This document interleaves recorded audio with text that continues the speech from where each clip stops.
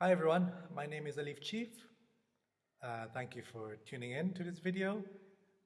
I recently had an idea of wanting to talk to musicians that I personally know who are making a living out of music full time, and I thought it would be not only be interesting for other aspiring musicians to know a little bit about how you can make a living out of music, but it's also interesting for me to learn a bit more about some some knowledge regarding this matter. So, without further ado, I uh, would like to introduce you to a musician from Brunei, whose name is Elisha Tiga. Hey, how are you? Hi, I'm doing good. How are you? Yeah, I'm okay. Just first day of the week on a Monday. It's Oh yeah, yeah, it is a Monday. which is fine. I mean, I'm just waiting for my coffee to be ready. So I'm making my coffee the Vietnamese way. I don't know if you can see. Oh yeah. Yeah, but it's taking quite a while. So you are Elisha Tiga. Yep. Yeah. Yes, Okay. So that is me. yeah. So just for the audience, in case you don't know, so I'm Alif Chief. I'm a musician. I'm a guitarist. I also produce stuff. Well, I self-produce music for my band Ida Brig and also my own stuff. Um, and I thought it would be great to interview you because you've always been on my radar for a while with regards to you know your presence, your online presence on social media, and I Mm. noticed that you are very active as a professional musician. So you do music full time, right? Yes, I do it full time. Yeah. So I think, as far as I know, you are among the very few musicians in Brunei who do this thing on a professional basis, and I understand that you not only just work in Brunei, but you also uh, go to Malaysia occasionally to Yes, work. I do that. Yep. Yeah. So Elisha Tiga, well, welcome to this interview. Do you want to do a little introduction about yourself to those who are not aware of you as a musician? Yeah. Just thank you so much for approaching me and just give me this chance to just clarify to people what I do as a professional musician. Actually, it's a pretty generic term, but in my case, um, I'm wearing different hats currently. Uh, Specifically, I'm a music producer, so I produce for um, artists. I produce um, for different mediums of the media, like for example visuals or and jingles as well. So I produce those as well. Um, Connected to that, I'm also a composer and as an arranger, and I am also a musician in a way that I play the guitar and I play the bass. So I session for people, I record for people as well. And last but not least, I am also a very active when it comes to um, music education, just the education, the academic parts of music in general. Yeah. Okay. All right. So I've known you for quite a while, and I remember the first time I actually saw you in person was when you were doing a performance for the now defunct Brunei Elite Guitar Club, and that's actually a name that I don't really like, to be honest. Elite Guitar Club, because Yeah, that was I don't want to that put. was when was that? That was 2010, 9. I forgot actually. That was a while back. It was really No, a while back. I wouldn't say 2009 because 2009 I just came back from abroad. So I think it was probably Uh, 2 3 years later, like 2010, 11, I'd say. yeah, Yeah. So sorry, because I and was then so you when I first heard of you and saw you, you started out playing the acoustic guitar, and you were doing, or you were playing music in the style of Andy McKee. Is that correct? you know, those sort of acoustic guitarists who play instrumental music on it. So, and then, so how did you get into that? How did you get into that sort of playing? First of all, I think a few friends from my high school started playing guitar, like the usual cafeteria sing along. Yeah. I think everybody from that time remembers that. Yeah, I remember that. Staying back after school. Yeah. Yes, definitely. And then there's always that one guy or girl that has the guitar and then just passes it around or something. It actually started from there. The interest was there, but I didn't pick up the guitar yet. And when I was trying to look for a way to actually learn the guitar by myself, I think it's just chance or fate, maybe like a video of one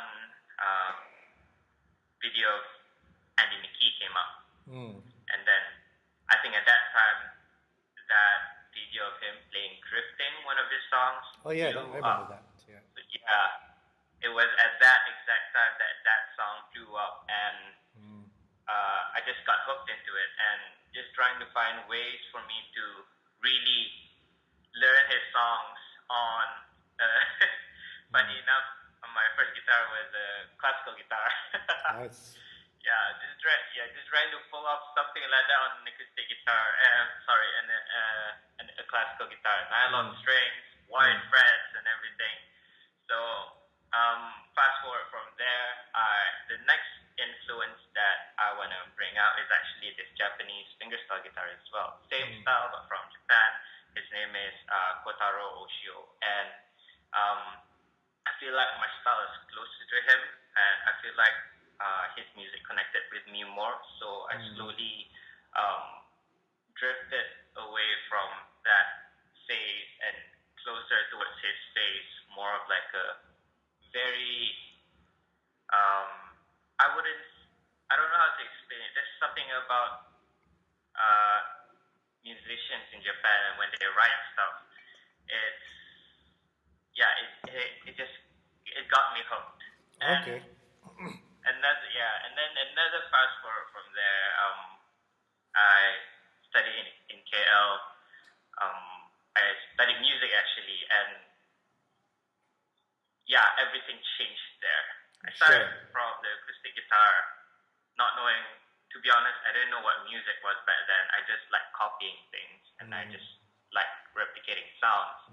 I didn't even know theory. I only knew how to hear like as much as I played last time. Believe it or not, for those who actually saw me play last time, I didn't even know what chords are. I didn't even know what the notes are.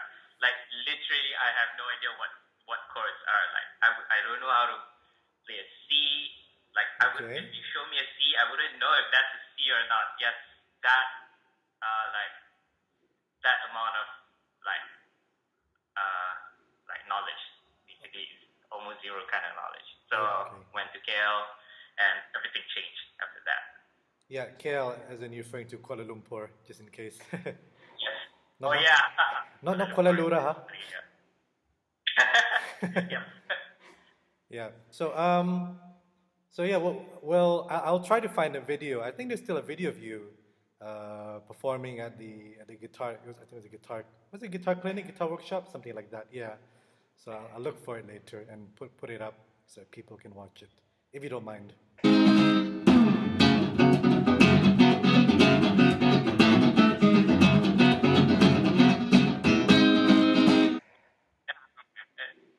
Memories. Okay. And then so and then I think before you went to KL, I remember you were at University Brunei Darussalam for a while. Yeah. You were studying there, right? But were you studying music back then at UBD? No, definitely. There's no music course in UBD.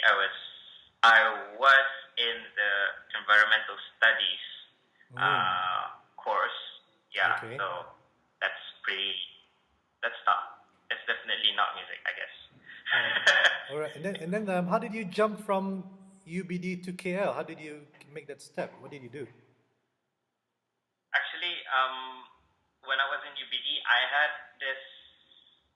I was contemplating because at that time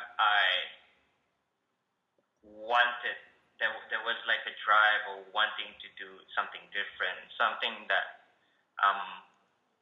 that really sinks with me because there was this, what do you call that? There was this tug of war inside me thinking that like if I continue on with what I was studying back then, it wouldn't be like what's up. There's physical, yeah. It wouldn't help me like mentally as well because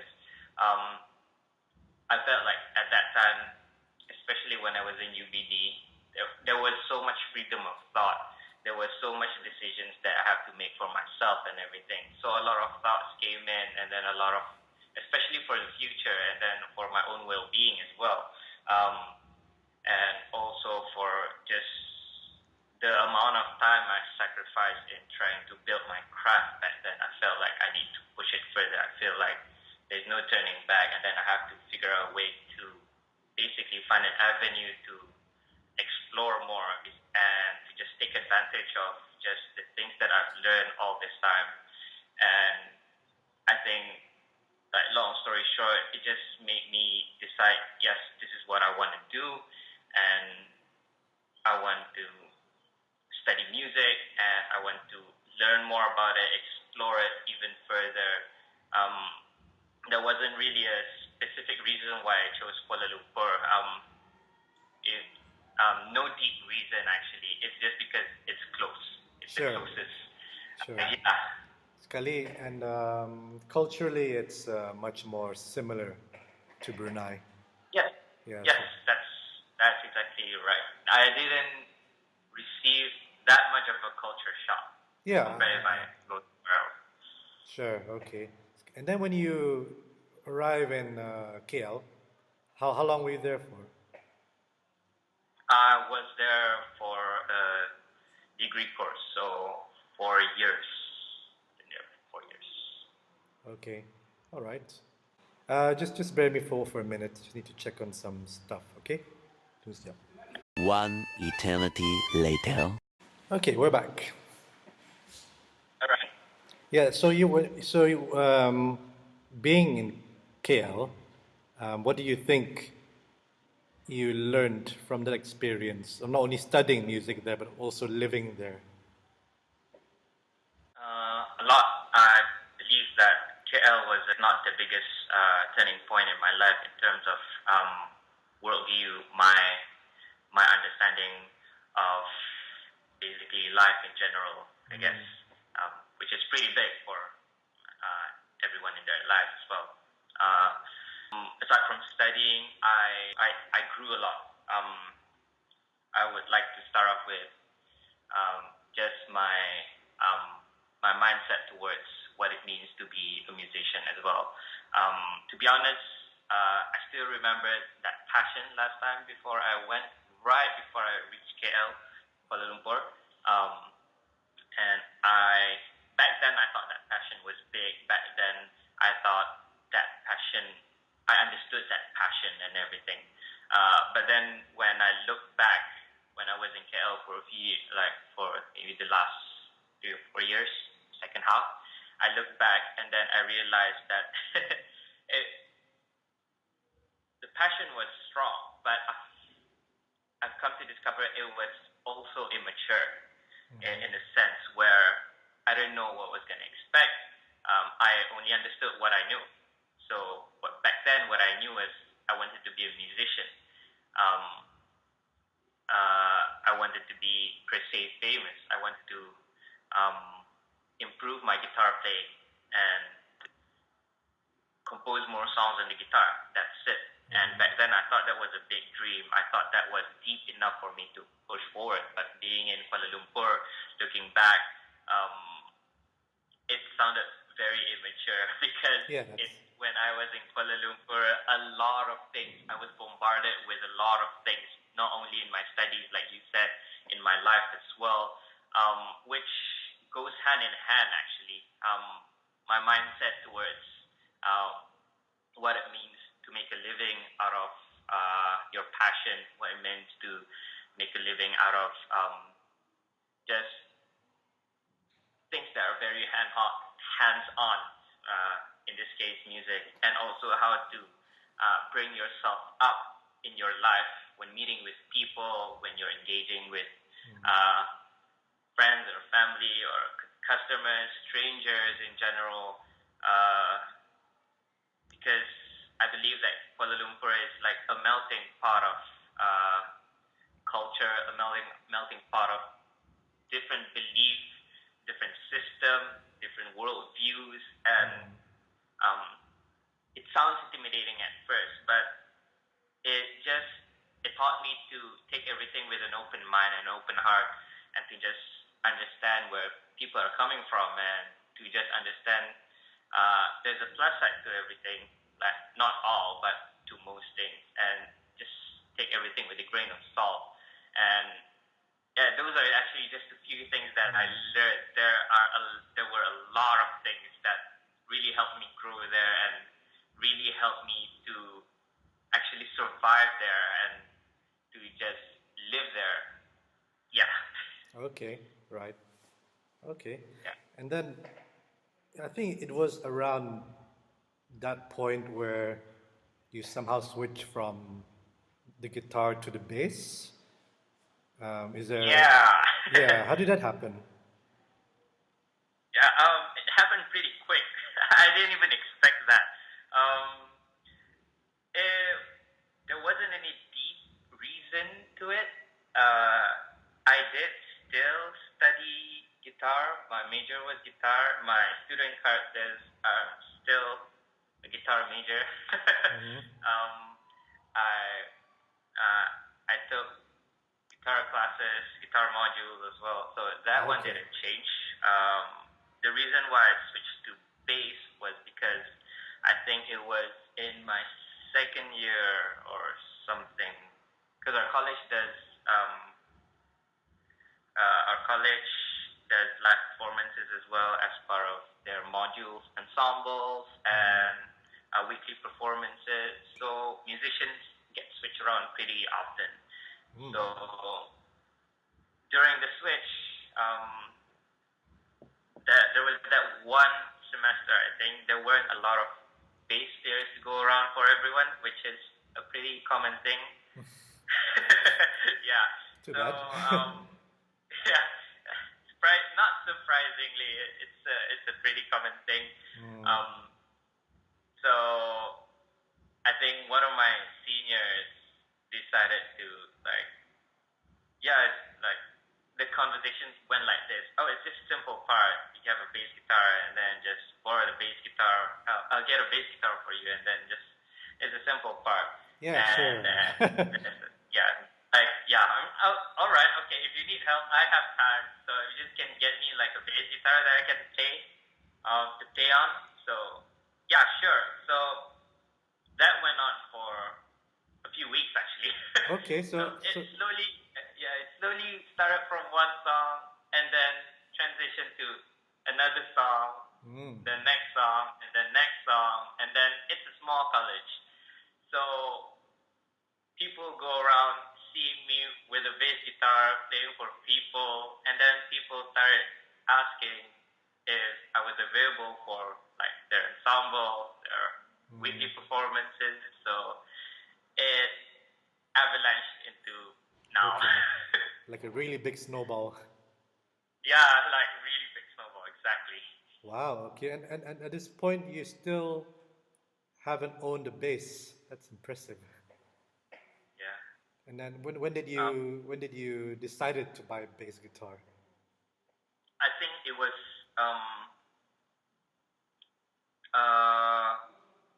after a few months playing bass for everyone, because again, back then I was pretty immature, to be honest. But when I started playing the bass, I started appreciating the instrument. Back then, Sure. I was like a lot of people, like, yeah, don't care about the bass guitar, the bass guitar, don't care about them. But yeah, perspective changed.